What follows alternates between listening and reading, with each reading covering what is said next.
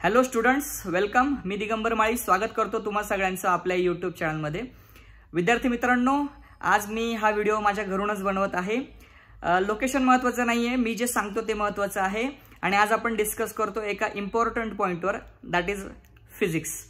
PCB ग्रुपचे जे विद्यार्थी आहेत त्यातल्या काही विद्यार्थ्यांचा पेपर बाकी आहे अजून MST CETचा, आणि PCM ग्रुपचे पेपर अजून सुरूच झालेले नाहीये. त्याच्यामुळे त्या विद्यार्थ्यांसाठी तर हा व्हिडिओ पूर्णपणे युजफुलच आहे. थोडा माझ्याकडून उशीरच झालाय फिजिक्स बद्दल बोलायला, पण हरकत नाहीये.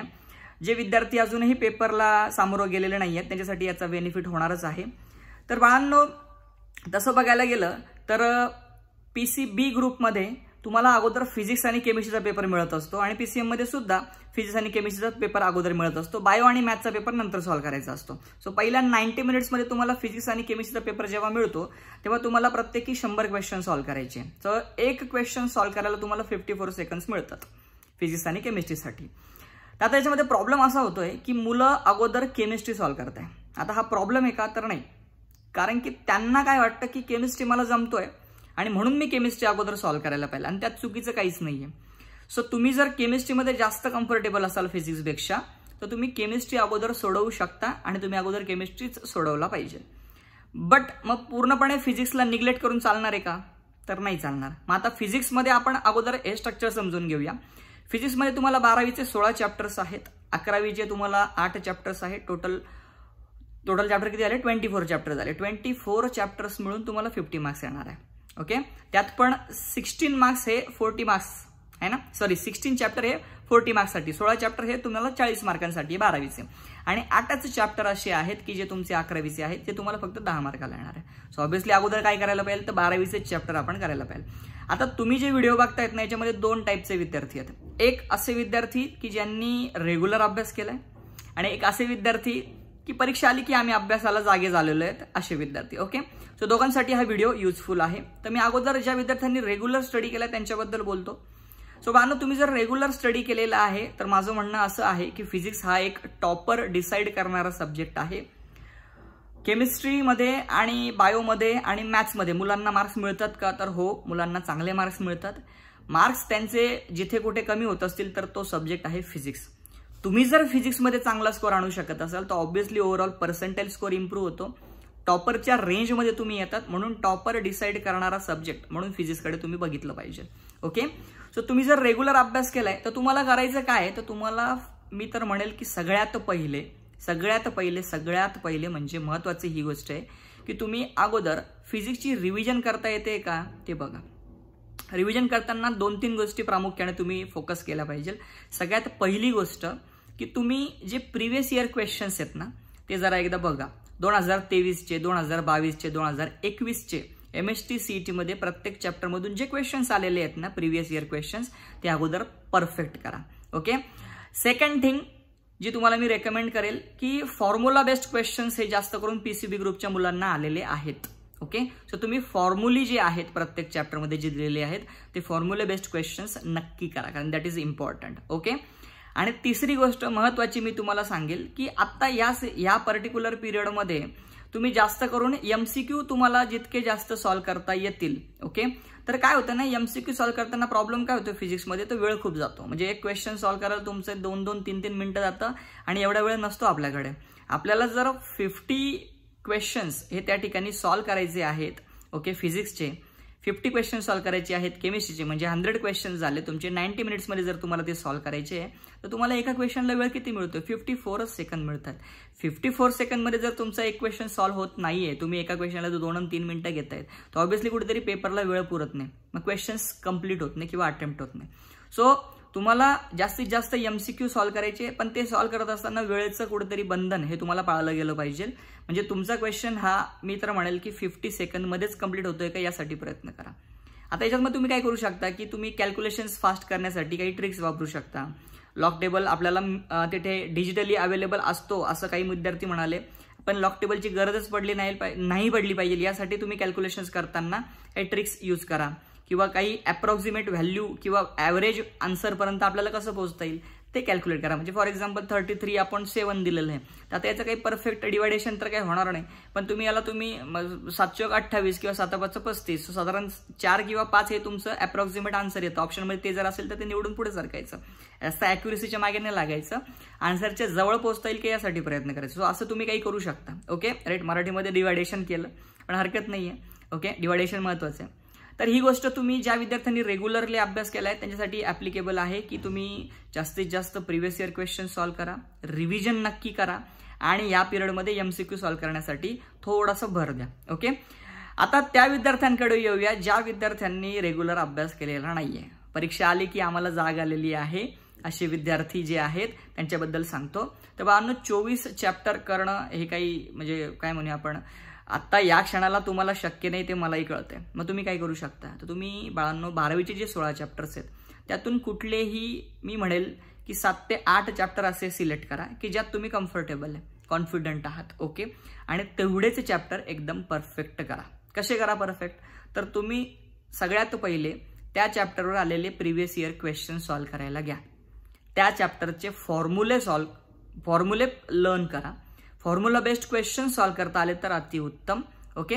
एवढं तुम्ही करा. बघा जेव्हा आपल्याला सगळं येत नसतं ना त्यावेळेस आपण काय करू शकतो की आपण काय करू शकतो या क्षणाला मधला मार्ग काढायचा असतो. बरोबर आहे ना. मधला मार्ग काय तर हाच आहे की मी काय करेल, कॉम्प्रोमाइज करेल.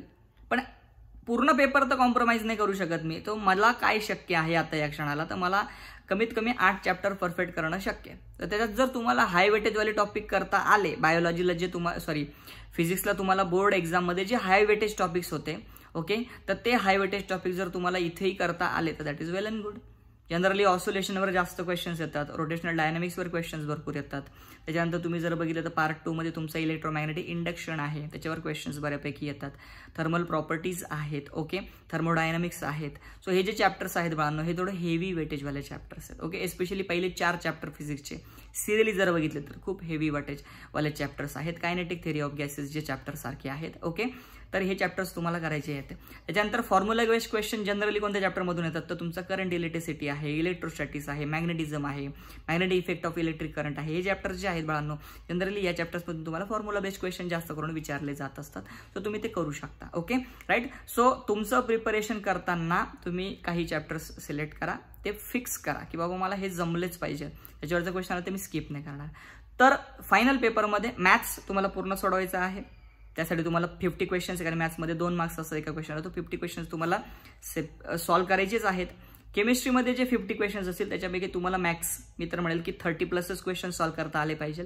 आणि फिजिक्समध्ये सुद्धा पूर्ण प्रयत्न करा की तुम्ही 25+, 30+ क्वेश्चन सॉल्व्ह करू शकाल. Okay right. सो अशा पद्धतीने तुम्ही जर प्लॅनिंग केलं तर नक्कीच तुम्हाला फिजिक्समध्ये एक डिसेंट स्कोर का होईना अचीव करता येऊ शकतो. ओके. पेपर अटेम्प्ट करता येऊ शकतो आणि कुठेतरी तुम्ही टॉपरच्या लिस्टमध्ये जाऊन पोहोचता. आउट ऑफ मार्क्स मिळणं हे पॉसिबल नाही का सर फिजिक्समध्ये, तर पॉसिबल आहे. मी तुम्हाला डिमोटिवेट अजिबात करत नाही, पॉसिबल आहे. पण ते कुठेतरी मी म्हणेल की आता या क्षणाला ज्या मुलांनी रेग्युलर केलेला नाहीये अभ्यास त्यांच्यासाठी अवघड आहे.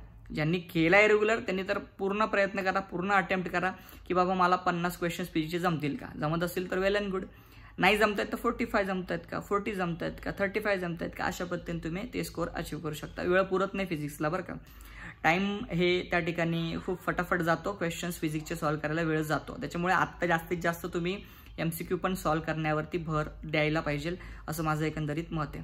सो तुम्ही जर फिजिक्सचं मी सांगतो त्याप्रमाणे प्लॅनिंग करणार असाल तर कमेंट सेक्शनमध्ये मला #physicsdm सर असं केलं तरी चालेल, म्हणजे मला कळून जाईल की तुम्ही मी दिलेला प्लॅन फॉलो करताय.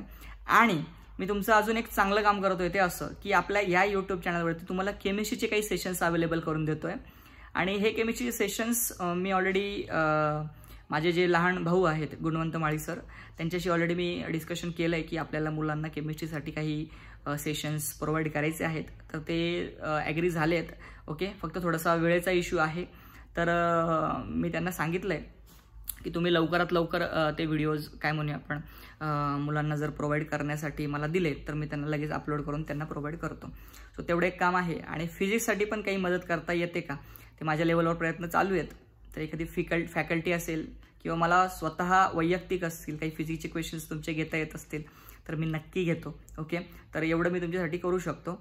बाकी तर काही नाही, बाकी मी तुम्हाला ऑल द बेस्ट देतो. आता आज आपल्याला लाईव्ह सेशन घ्यायचं होतं पण काही कारणास्तव जमलं नाही ते मला. ओके, त्याच्यामुळे मी हा व्हिडिओ तुम्हाला प्रोव्हाइड करतोय. ओके, सो बाळांनो नाराज नका होऊ, आज मी सेशन नाही घेतलं तुमचं. आधीची सेशन्स परफेक्ट बघितले बायोसाठी तरी चालतील. ओके, चलो थांबायचं मग. Wish you all the best. आणि एक महत्त्वाची अपडेट तुम्हाला मी काल दिली आहे ऑलरेडी, की मी एक नीटसाठी ऑलरेडी चॅनल ओपन केलेलं आहे.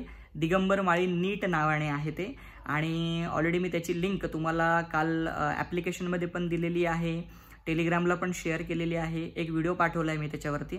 तेवढं प्लीज तुम्ही तो व्हिडिओ बघा आणि ते चॅनलसुद्धा नक्की सबस्क्राईब करा, कारण की ते चॅनल तुमच्यासारख्याच जे गरजू विद्यार्थी आहे, गरीब विद्यार्थी आहे, जे बाहेर जाऊन महागडी नीटसाठीची कोचिंग जॉईन करू शकत नाही, अशा विद्यार्थ्यांना लक्षात ठेवूनच ते चॅनल बनवलेलं आहे. त्यांच्यापर्यंत आपल्याला नीटचं कंटेंट पोहोचवायचं आहे. सध्या ते चॅनल बायोलॉजीसाठी असणार आहे, पण बाळांनो जर शक्य झालं तर फिजिक्स आणि केमिस्ट्रीचं कंटेंटसुद्धा मी त्याच्यावरती नक्की तुम्हाला प्रोव्हाइड करेल. पण सध्या बायोचं कंटेंट माझ्या बाजूने जे क्वालिटी कंटेंट आहे ते नीटसाठी मी प्रोव्हाइड करतोय. आता हे कंटेंट 2025च्या विद्यार्थ्यांसाठी असणार आहे. तुमच्यासाठी जरी नसलं तरी तुमच्यातले जे विद्यार्थी रिपीट तयारी करताय नीटची 2025साठी, त्यांच्यासाठी ते युजफुल ठरणार आहे. किंवा तुमचे रिलेटिव्स असतील, भाऊ बहीण असतील, त्यांना ते नक्कीच फायद्याचं ठरणार आहे. सो तुम्ही फक्त माझी सुरुवातीच्या स्टेजला एवढीच मदत करा, चॅनल सबस्क्राईब करा, तो मी पाठवलेला तेवढा व्हिडिओ नक्की बघा. त्याच्याने वॉच टाईम वाढेल, सबस्क्रायबर वाढतील, चॅनल हे त्या ठिकाणी सर्चमध्ये यायला लागेल. आणि चॅनल हे सुरुवातीच्या स्टेजमध्ये लहान बाळासारखंच असतं, फार जपावं लागतं. सो तेवढ्या सपोर्टची तुमची मला गरज आहे, तेवढ्या ब्लेसिंग्स तुमच्या लागतील मला सुरुवातीच्या स्टेजमध्ये चॅनल ग्रो करण्यासाठी. ओके, तर बाळांनो बस मी इथे थांबतो. बाकी भेटूया आपण नेक्स्ट सेशन्समध्ये. Wish you all the best, have a good day. आणि फिजिक्सची भीती मनातून काढून टाका, तेवढा अवघड विषय नाही आहे फिजिक्स. ओके, प्रयत्न केला तर होतं. ठीक आहे. हां, तर ते लहानपणी आमच्या शाळेतले सर म्हणायचे की काय म्हणूया आपण, वाळूचे कण जर रगडले तर ते लई गळतं. ओके, तर तसातला काही तो प्रकार आहे. तुम्ही शेवटच्या क्षणाला काय होईना, शेवटी 6 आणि 4 मारूया. आणि तुमचं रेग्युलर अभ्यास असेल तर रेग्युलर प्रिपरेशन करून डिटेल फिजिक्स कव्हर करा. रेग्युलर नसेल तर तुम्हाला सांगितलं त्याप्रमाणे ॲटलिस्ट 8 ते 10 चॅप्टर्स परफेक्ट करण्यासाठी भर द्या. ओके, ठीक आहे. चलो, wish you all the best, have a good day, take care, bye bye, Jai Hind.